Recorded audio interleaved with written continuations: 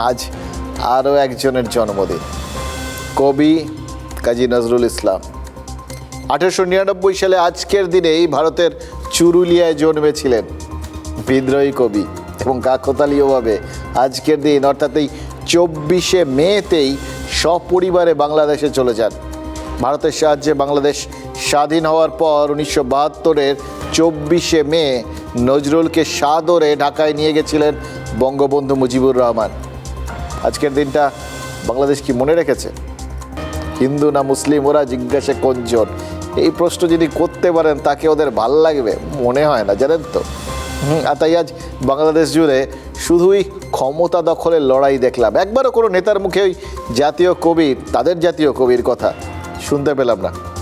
একটাই, ওই চলে যাওয়া এবং তার পরবর্তী এই ঘটনা আজকের দিন পর্যন্ত দেখে সে লাইনগুলো আবার মনে পড়ে যাচ্ছে।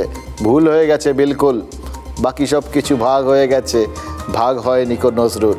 আমরা চাই না অবিভক্ত নজরুল আমাদের কাছেই থাকুন, কিন্তু মুশকিল হচ্ছে অবিভক্ত বঙ্গ থেকে যখন বিভক্ত বাংলাদেশ তৈরি হয়ে গেল, তাদের চিন্তা ভাবনা সমস্ত কিছুই তো একটা অন্যরকম স্বার্থ নির্ভর হয়ে দাঁড়িয়েছে।